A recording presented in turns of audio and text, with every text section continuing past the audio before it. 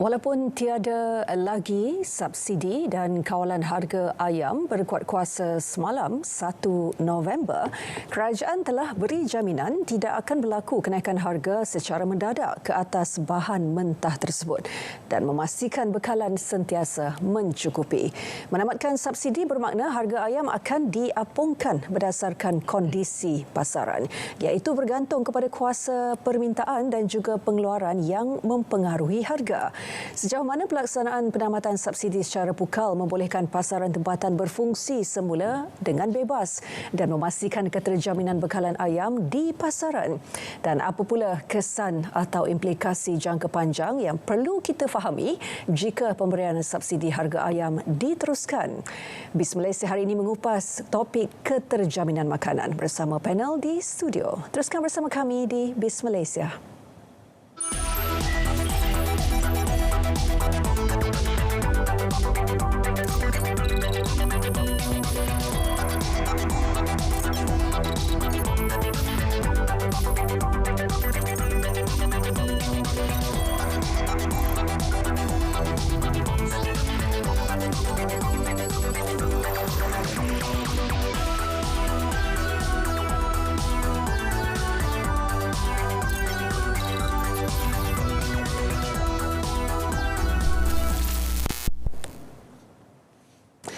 Salam Malaysia Madani, ini BIS Malaysia, edisi Khamis 2 November 2023. Saya Hazel Desmond. Kami mulakan dengan sedikit perkembangan tempatan.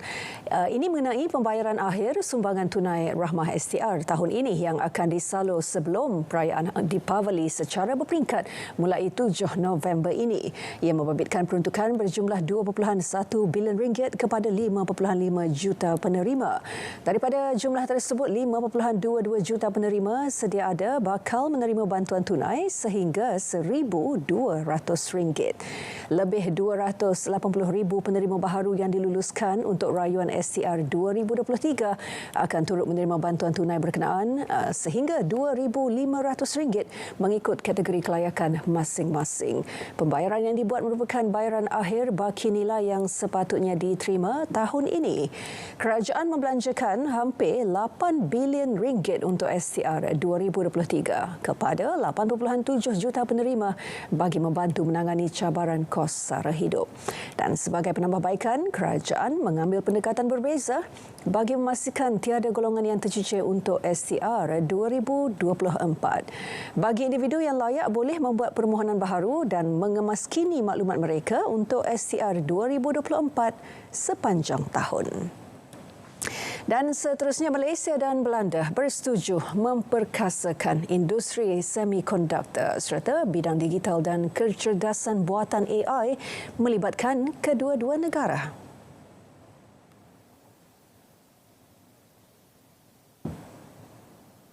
Dan beliau setuju kerana negara Belanda ni adalah di antara negara yang punya dasar khusus tentang semikonduktor. Kita ada dasar menggalakkan penyertaan swasta, tetapi dengan Belanda kita akan bekerjasama untuk menimba pengalaman mereka dan dari sudut penyertaan langsung kerajaan dari menggalak meningkat usaha dalam lapangan semikonduktor, industri semikonduktor, dan mereka juga akan menimba pengalaman kita kerana penyertaan industri terutama swasta dalam bidang ini. Dalam pertemuan dengan rakan sejawatannya di Kompleks Sri Perdana itu, Perdana Menteri berkata Malaysia bersetuju melaksanakan usaha penggalian dan pemulihan kapal karam lama di perairan negara, termasuk kapal milik Belanda mengikut syarat yang ditetapkan. Dan seterusnya kita tinjau prestasi pasaran bersama PNB Investment diikuti harga komoditi setakat tengah hari tadi.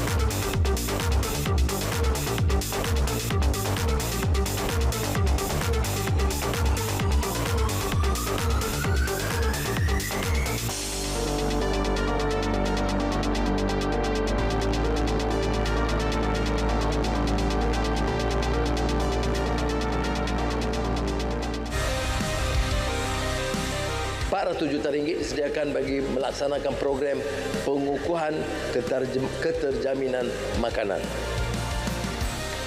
untuk mengurangkan kebergantungan kepada import luar. RM150 juta untuk kerjasama dengan kerajaan negeri mengoptimumkan penggunaan tanah bagi meningkatkan hasil tanaman dan ternakan. RM50 juta perolehan baja secara tender terbuka untuk memberi pesawah pilihan baja yang ingin digunakan. Tidak seperti sekarang di mana mereka ditetapkan tidak berhak memilih, tapi sekarang kita berikan melalui tender pilihan kepada pesawah dan peternak pekebun. Bagi menyokong peningkatan kapasiti pengeluaran produk pertanian dan daya saing, Agropedia Muda, Agrobank menyediakan kemudahan pinjaman sehingga RM430 juta keseluruhannya.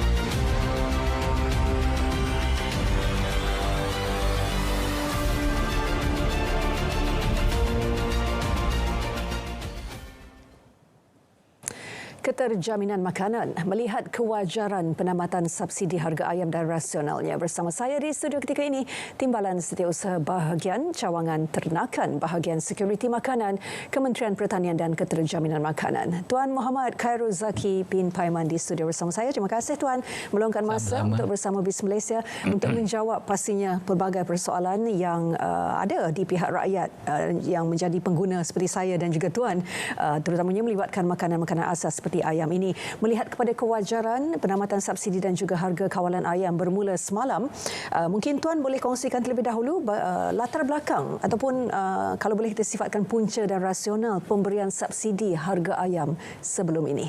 Okey, terima kasih Hazel dan juga para penonton. Sebenarnya dari segi pemberian subsidi ini bermula apabila kerajaan pada tahun lepas, iaitu pada bulan Februari 2022, kerajaan memutuskan supaya kawalan bagi dua komoditi iaitu telur dan juga ayam diteruskan. Jadi pada ketika itu kerajaan memutuskan supaya bagi membantu peternak yang pada ketika itu berhadapan dengan kos pengeluaran yang meningkat, kerajaan bersetuju supaya pemberian subsidi ini diberi. Ini adalah untuk mewujudkan keseimbangan antara kepentingan industri dan juga kepentingan rakyat. Bermaksud bahawa peternak masih boleh mengeluarkan ternakan ayam dan juga telur, dan pada masa yang sama rakyat juga dapat memperoleh bekalan ayam dan juga telur ini dalam harga yang munasabah.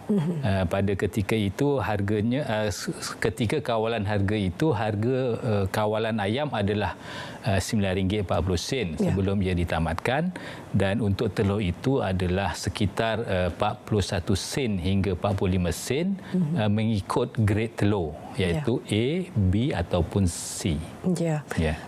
Keadaan susulan penamatan subsidi semalam, mungkin Tuan kongsikan pula perbezaan harga ayam di pasaran sebelum dan juga selepas penamatan subsidi harga ayam berkot masa semalam. Sebenarnya seperti yang saya nyatakan tadi, ketika kawalan harga tadi itu, harga ayam adalah RM9.40 per kilogram. Itu adalah harga maksimum bagi harga ayam. Dan semalam juga pihak KPKM juga ada melaksanakan melaksanakan tinjauan di beberapa kawasan di sekitar Seri Kembangan, Nilai dan juga Putrajaya. Secara umumnya saya melihat bahawa harga ayam di peringkat pasar burung dan pasar basah, harga tertinggi yang ditawarkan masih lagi dalam kadar harga kawalan sebelum ini, iaitu masih RM9.40 walaupun mulai semalam tiada lagi kawalan harga. Tapi bagi hypermarket, kita melihat harga yang ditawarkan itu sebenarnya lebih rendah. Ada sesetengah itu menawarkan harga dalam RM7 ke RM8. Jadi berdasarkan semakan kita juga dalam pelbagai media pagi tadi pun, rata-rata pasar ataupun hypermarket menawarkan harga yang sama dengan harga kawalan ataupun yang menawarkan harga yang lebih rendah. Jadi harapannya adalah supaya harga ini akan lebih berpanjangan pada masa hadapan. Logiknya di situ bagaimana, Tuan? Apabila subsidi, walaupun subsidi harga ayam sudah tidak lagi diberikan, kini harga ayam sudah menjadi lebih rendah berbanding dengan harga kawalan RM9.40 sebelum ini. Di mana logiknya di situ? Okey, saya melihat begini, Hazel, ya. Sebenarnya sebelum harga kawalan ini pun dilaksanakan, sebenarnya dari segi pasaran ayam dan juga telur ini dia bergantung kepada bekalan dan juga permintaan. Jadi sekiranya bekalan itu ada lebihnya di pasaran, maka harga itu secara tidak langsung akan menunjukkan penurunan, dan sebaliknya apabila bekalan agak berkurangan ataupun ketika itu berlakunya permintaan yang tinggi pada satu-satu masa, maka harga di pasaran itu kemungkinan akan berlaku peningkatan. Itu yang saya nampak. Walaupun ketika kawalan harga dilaksanakan, mungkin kita tidak perasan bahawa sebenarnya ada satu-satu masa harga ayam di pasaran itu sebenarnya lebih rendah daripada harga shilling yang ditetapkan. Kalau kita lihat dalam sebulan, 2 bulan lepas, sebenarnya harga ayam itu lebih rendah. Kerana apa? Sebab berlakunya bekalan yang berlebihan di pasaran, yang mana di pihak peternak dia tidak boleh pula untuk menyimpan bekalan itu dalam tempoh masa yang lama, sebab mereka akan menanggung kerugian dari segi kos yang perlu mereka berikan, dan juga sekiranya mereka menyimpan ayam lebih lama, maka kadar kematian ayam itu juga lebih tinggi. Apa pula data terkini, kalau boleh untuk kita fahami lebih lanjut, Tuan, jumlah subsidi yang telah ditanggung kerajaan untuk menampung kos harga ayam sehingga semalam? Untuk makluman,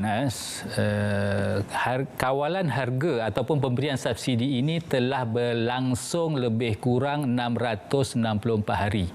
Bermula pada 5 Februari 2022 dan berakhir pada 31 Oktober yang lalu. Jadi secara keseluruhannya kerajaan telah membelanjakan lebih kurang 3.8 bilion bagi menampung pemberian subsidi ini kepada rakyat Malaysia, yang seperti yang saya nyatakan tadi, kadar dia adalah 80 sen untuk ayam sekilogram dan juga 10 sen untuk telur. Dan subsidi jumlah yang disebutkan oleh Tuan tadi, ia disalurkan kepada peternak? Ya, dia disalurkan terus kepada peternak. Apabila subsidi ini disalurkan terus kepada peternak supaya apabila dia sampai kepada peruncit itu nanti, harga yang ditetapkan adalah berdasarkan harga kawalan yang dipersetujui antara kerajaan dan juga para peternak dan juga peruncit lah. Dan kalau kita lihat dari segi harga kawalan, sebenarnya harga kawalan tu di peringkat runcit sebenarnya adalah RM6. Harga kawalan di peringkat runcit adalah RM6 sekilogram.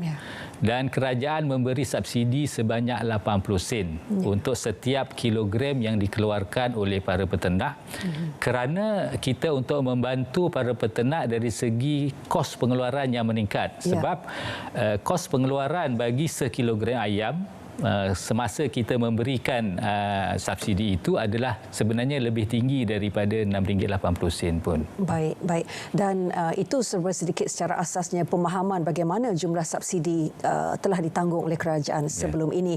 Dan apa pula yang rakyat perlu fahami, Tuan, kalau kita menyebut mengenai kesan ataupun implikasi jangka panjang kepada pasaran sekiranya pemberian harga subsidi ayam ini diteruskan? Sebenarnya sebelum kita menamatkan kawalan harga dan juga pemberian subsidi ini kepada para peternak, kita juga telah mengadakan sesi libat urus dengan semua pihak-pihak yang berkepentingan, sama ada di peringkat kementerian, jabatan dan juga di peringkat pemain industri itu sendiri, termasuk para peternak dan juga pihak hypermarket. Jadi secara umumnya banyak pihak bersetuju bahawa pemberian subsidi ini perlu ditamatkan dan supaya dia diberi secara lebih bersasar. Dan kita melihat bahawa sekiranya pemberian subsidi ini masih diteruskan, maka secara tidak langsung kerajaan perlu menampung kos yang lebih tinggi dari segi pembayaran subsidi kepada para peternak itu. Itu yang pertama. Dan yang keduanya, kita melihat bahawa pemberian subsidi secara pukal ini, saya nampak secara pukal lah, sebab kita memberi kepada peternak, peternak akan menjual ataupun dia akan lepaskan ayam itu di peringkat runcit nanti, semua orang boleh membeli, sama ada rakyat Malaysia, kaya, miskin ataupun warga asing. Semua boleh membeli sebab kita tiada sekatan dari segi pembelian ayam di peringkat runcit. Jadi sekiranya pemberian secara pukal ini diteruskan, maka secara tidak langsung sebenarnya kita juga memberi subsidi kepada golongan-golongan yang sebenarnya lebih mampu untuk membeli, dan juga kita juga memberi subsidi kepada warga negara asing yang duduk di negara kita. Walaupun pada hasratnya kita tadi itu adalah untuk membantu mereka yang terkesan dari segi ekonomi di kalangan warga negara Malaysia. Hasrat itu bagus, tetapi mungkin kita perlukan sedikit penambahbaikan supaya ia lebih bersasar dan tertumpu kepada golongan-golongan yang lebih memerlukan. Ya. Baik, apabila melihat kepada penamatan subsidi ayam ini, kita ingin juga melihat sejauh mana tanpa subsidi ini nanti bagaimana ia boleh menyokong kemapanan industri pengeluaran ayam tempatan. Persoalan itu akan dijawab. Kita berhenti rehat seketika, Tuan. Kembali selepas ini. Petani, peternak dan nelayan berdepan dengan musibah bencana sehingga memusnahkan hasil tanaman. RM50 juta disediakan di bawah tabung bencana pertanian. Memberi pampasan sehingga 50% akibat kerugian. RM50 juta di bawah skim takaful tanaman padi untuk manfaat lebih 240,000 pesawah.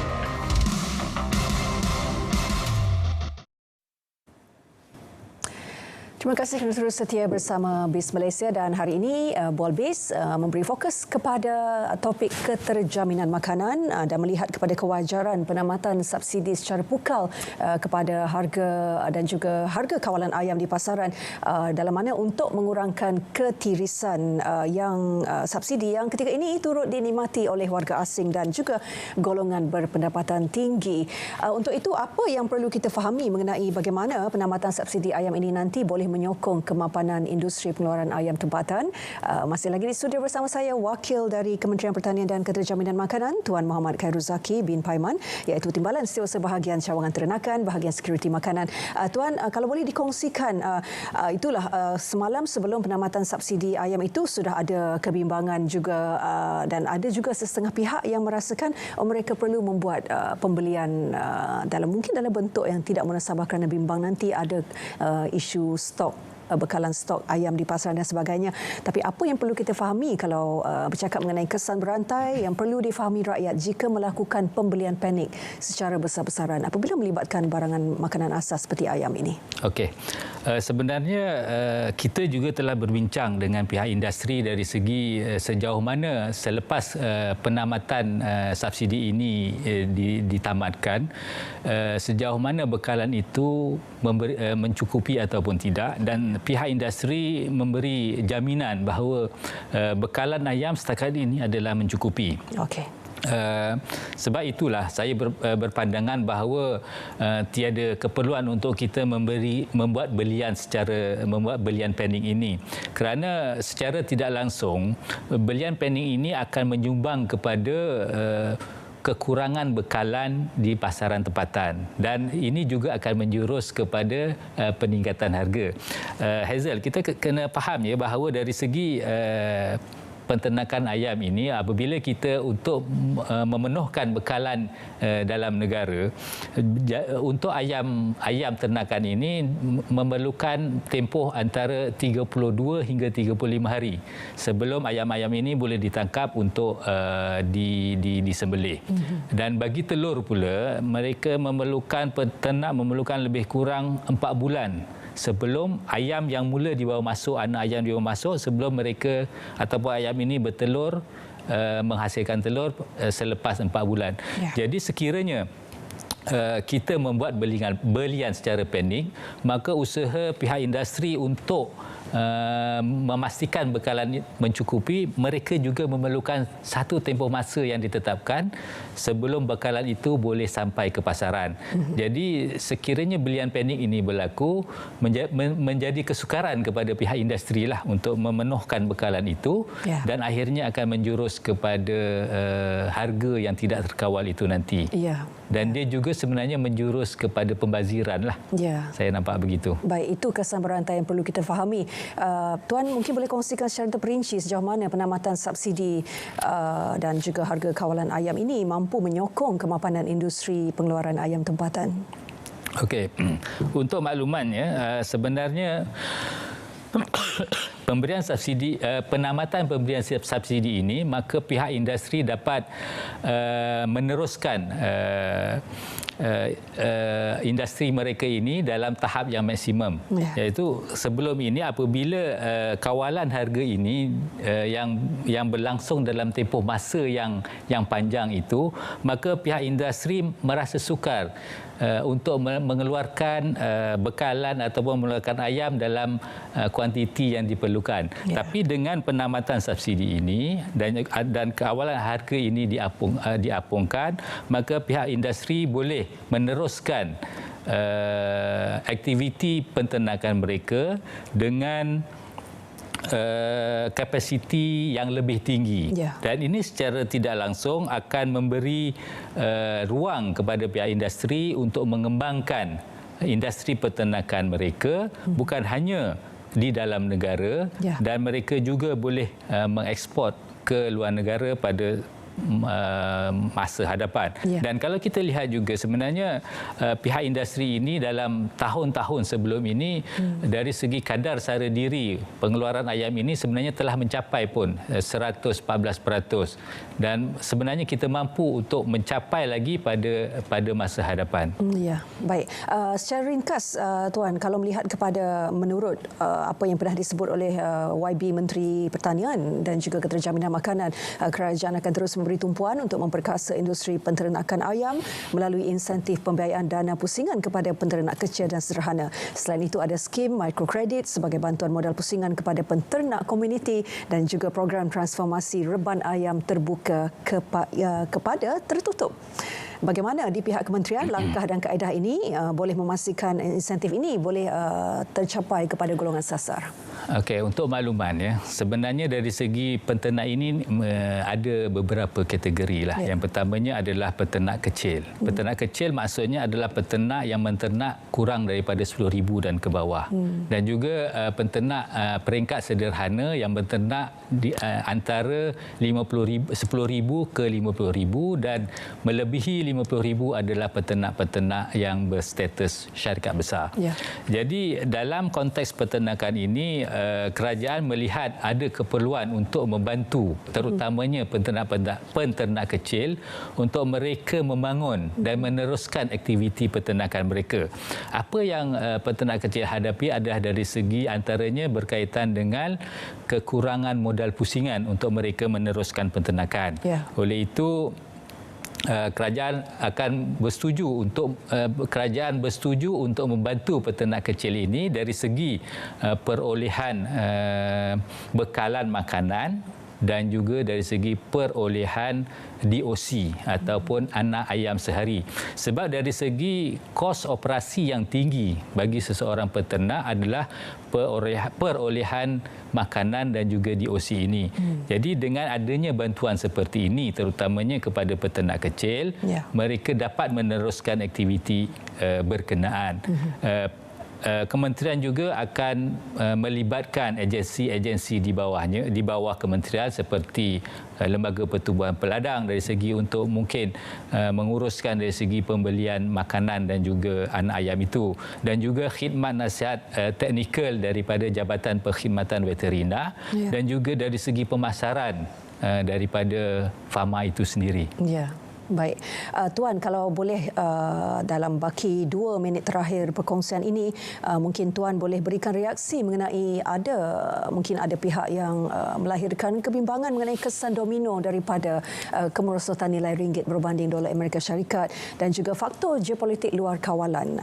Apa mungkin ada kesan yang perlu terus dilihat terhadap bahan makanan ternakan, harga ayam dan juga makanan asas yang lain? Okey, kalau kita lihat dari segi pengimportan makanan ternakan pada tahun 2021 negara mengimport lebih kurang nilai dia 7.76 bilion bagi makanan ternakan.